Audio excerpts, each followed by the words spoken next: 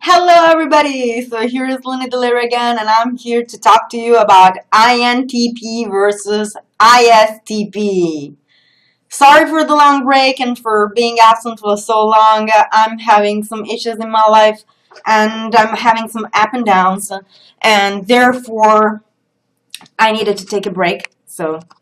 But anyway, I'm back and I'm here to talk to you about INTP versus ISTP. So first of all, first things first, let's start from the beginning. ISTPs and INTPs have TI dominant in common. So we're talking about our two TI dominants. What is TI? So we know that the dominant function in a type represents everything the type basically is. So their main modality, the most important thing about them to know is TI. In this case, so TI is the function of measure and worth. It's also the function of comparison. So measure, worth, comparison. We could call it simply the function of measure. What does it actually do? It evaluates the worth, importance, value, measure of anything, objects, and people in front of them. Objects and people. For example, we have here a tablet and a mobile phone. So TI user knows exactly, TI dominant knows more or less how much this weighs, what the difference is in matters of weight, what the difference is in matter of properties, what the difference is in every possible way, because they're able to make a comparison. An interesting thing about TI is that the comparison is never a matter of judgment. It is a judgment in matters of what characteristics one object has compared to the other. But it's not a judgment of value, meaning which is better and which is worse. That's not what TI does. There's a very subtle difference also in psychology between comparing and pronouncing a value judgment, a judgment of value. And that's when we compare ourselves to someone else, we can see our strengths and our weaknesses without judgment. Whereas if we compare with a judgment value, we only see ourselves weaker or stronger. So that's the difference. TI only sees that one is good at playing volleyball, the other is good at playing chess. One is good at driving, the other is good at studying. And it doesn't say which one is best. It just sees the difference. In matters of weight, distance, and it's also very strong spatial intelligence because it can see the distance needed to put the amount of space needed, the volume of the space, and how much space is needed to put an object in a specific position. So in this sense, it's the function of measure in the physical world. Also in potential, because we're talking also about INTPs. It's just easier for me to talk about the reality in front of me. It does the same thing in matters of people. And that's something that creates a lot of imbalance between among people in the world. That's when you get FI users yelling at TI users for being judgmental, when actually it's the FI user that is being judgmental and not the TI user, because the TI user is not making a judgment value, but they're actually making just a comparison. And one of these examples in matters of people could be when Senna died ages ago. When I was in high school, more or less, Senna died in a car crash. For those who don't know, it's a Formula 1 driver. This same year, a couple of days after, another driver died in a car crash in Formula 1.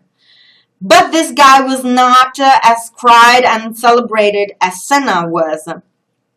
So TI vulnerables and TI unvaluing types in general tend to attack this thing, this strong estimation of Senna over the other driver, because they're both human lives and they're both equally important as human beings. So if on one side that is true, it is also true that the success that Senna had achieved in matters of Formula One, and all the victories that he had achieved, all the work that he had done in I think volunteering, or anyway donations and giving money to the poor and that kind of stuff, it's not comparable to what the other guy had done, because the other guy had achieved nothing. Unluckily, he was not known in Formula One. He was a secondary pilot that nobody knew about, and he had never done anything in the external world to help others. So it was not recognized. TI sees the difference and prioritizes, in a way, Senna without considering him better. It's just a matter of worth. Senna weighs more because Senna did more. That's everything that there is. It's not saying that the other pilot is not worthy as a human being. It has nothing to do with that. So the other pilot, very important also. I'm sorry, I don't remember the name. It's really a pilot I never heard about. I only heard about him in that occasion, and I really don't remember. So if I find out anyway after making the video, I swear I will put the name in the description below, just out of the respect of this person that was anyway a human being, and I can agree with that. Anyway, we're talking about our TI dominants, and TI dominants have this strong ability to compare, evaluate, and it's really an inner sense that they have of this. They also have the ability to evaluate the correctness of what they are evaluating according to their systems and the competencies that they have acquired in previous experience. But one thing that I, as an FE ego type, care to point out is why TI dominants are so seeked out and chased by INFJs, ENFJs, ISFJs, and ESFJs. That's because TI is the function that organizes priorities, basically. Sorts out priorities. That's the expression I was looking for, and that's why I posed.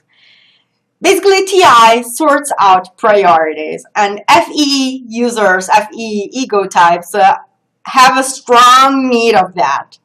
We have issues sorting out our own priorities, and that's because of that extroverted intuition, uncontrolled and subconscious, that keeps bringing up similarities among things, and it makes it difficult for us to figure out what is more important and what is less important. So TI helps us in that sense. And TI dominants have the ability to use that function both for themselves and for others. So basically, they create clarity out of fog and confusion. They are the chaos organizers. They can organize the utmost chaos. And that's why they're so attractive to FE types. So that's TI dominant position, and that's the first common trait that these two types have. While talking about thinking, I will also drop a word about TE ignoring, because in socionics we know that these types are TE ignoring. And TE ignoring means that these people can, a lot of the time, understand the core and the concept, go to the core and go to the concept, and leave out factual information. So they can explain you pretty much anything. They understand everything and anything that they come across, but then they have difficulties organizing factual information around the matter. They tend to lack in that sense.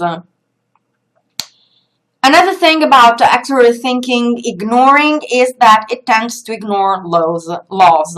If an INTP or an ISTP considers a law, a state law, useless, they're going to completely ignore it and substitute it with a rule of their own. That's one thing that they do. They scare the shit out of me. So anyway, that's something that they can do. So they kind of need to accept also that side of them, like we said about ENFJs and ESFJs, that they need to understand that FI exists, and that their needs and personal desires, attraction and repulsion, are in fact something that matters. Like INFJs and INTJs need to figure out that extrovert intuition exists and it has some sort of importance in their life. That's something that INTPs and ISTPs need to realize, that they lack factual information and they tend to ignore the law. So it can become particularly nasty when they do not go for having their rights respected, because sometimes we do need to have our rights respected. But anyway, that's another story. Let's keep talking about the types. So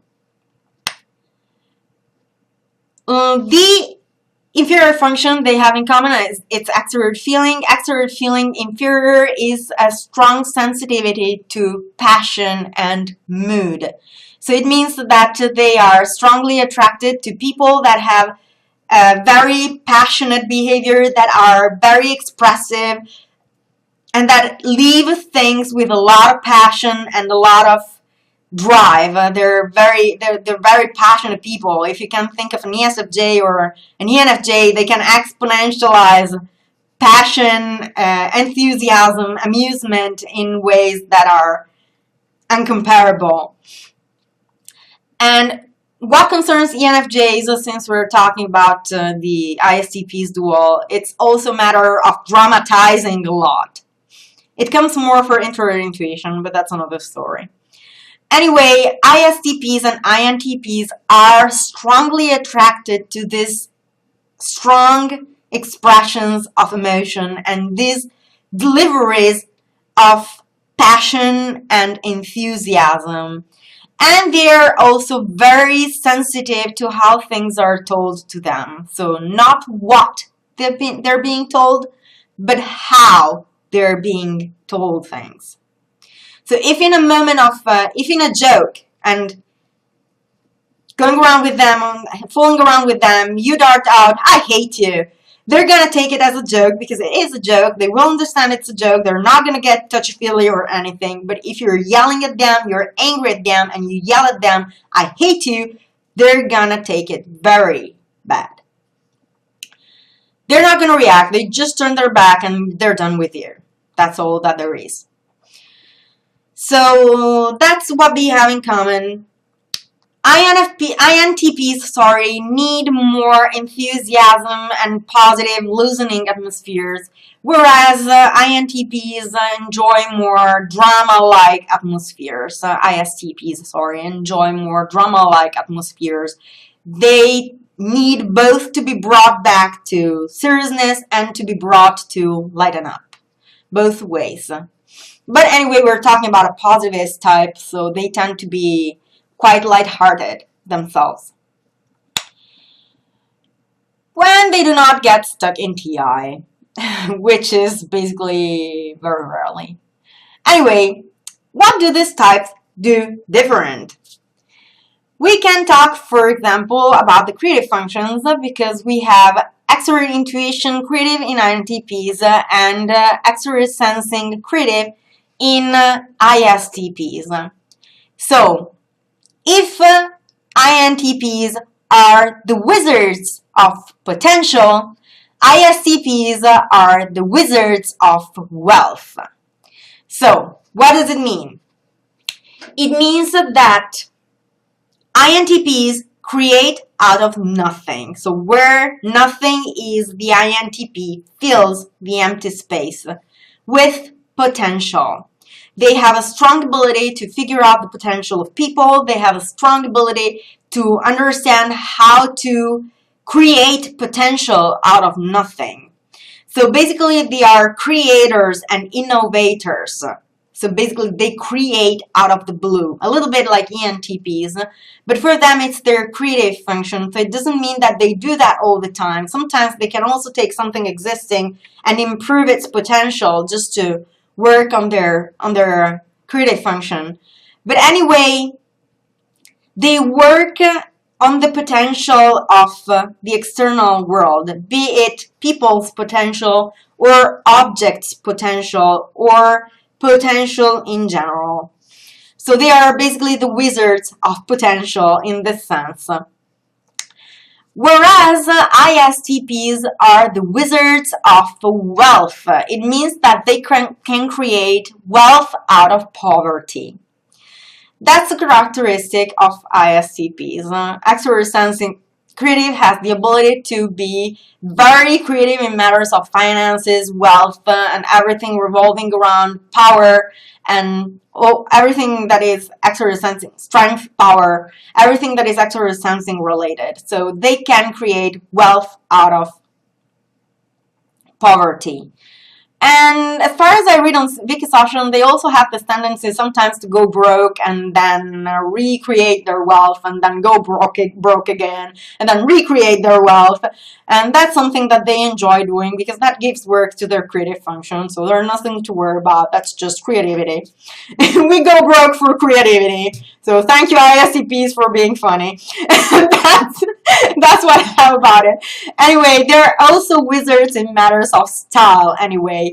One thing that I noticed is comparing Enneagram and MBTI, Naranjo attributes Enneagram 3 to extrovert sensing.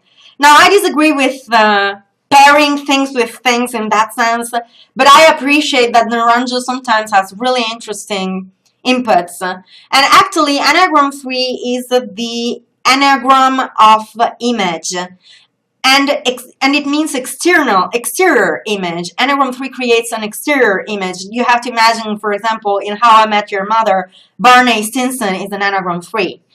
And in that sense, ISTPs and ESTPs also, but we don't care about ESTPs in this specific moment, so we will focus on ISTPs.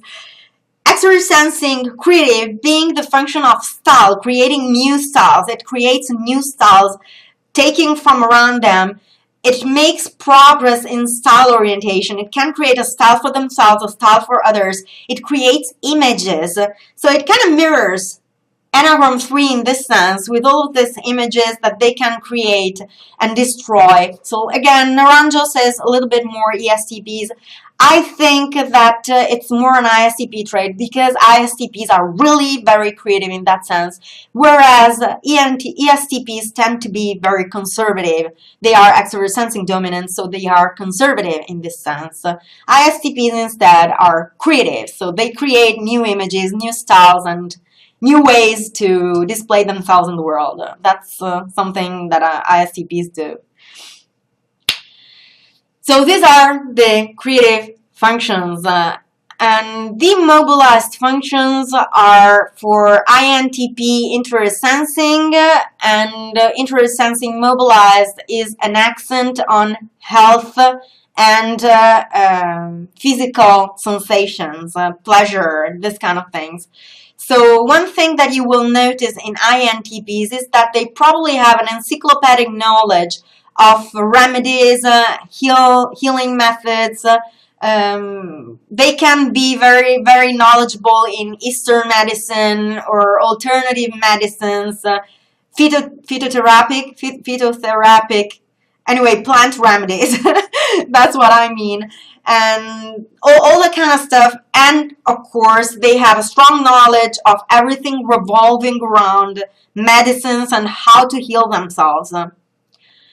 They also, I read on Wikisocial about this function in INTPs specifically, that they sometimes can try to carry a weight, just pull it up and then drop it down, just for the sake of seeing if they can do that.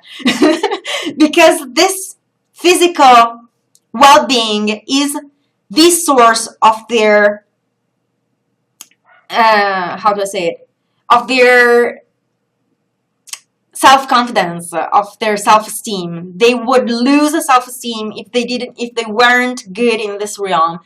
So when they are not good, they can actually neglect that area completely. Underdeveloped INTPs tend to neglect this area completely, and therefore get stuck in front of their monitor and become the funny nerds that we see on the net. Not all INTPs on the net are that way, of course, but a lot of young INTPs tend to have that tendency. Go out and study medicine, do something. Yeah, I'm joking, like, really. Anyway, ISTPs instead are introverted intuition mobilized. So their self-esteem revolves around cause and effect, planning the future. They are the future planners. Sometimes I get this image of oh my god, of the wedding planner. And every time I think of and I'm mobilized, I get this image of the wedding planner, the movie. That's kind of the idea that I get. Anyway, and I mobilized is a matter of planning ahead. So they can keep dense notes of things and plan ahead in the long run to be sure that everything is going to go the way they want it to go. Also, NI is a function related to principles. So these people, ISTPs, are extremely principled people. They're strongly principled. They very rarely or almost never do anything that goes against their principles. Coherence for them is an utmost important value. That's the most important thing for them. Their self-esteem depends on their coherence. So this is pretty much what we can say about it. Parenthesis before closing. TI is also the function of respect. So these types are very strongly attached to respect. They respect others and they demand respect themselves. So TI, function of respect. Do not forget that. I also published it on my page in some moments of my life to remind it, because there's a little bit of confusion about that. But anyway, the function of respect is TI.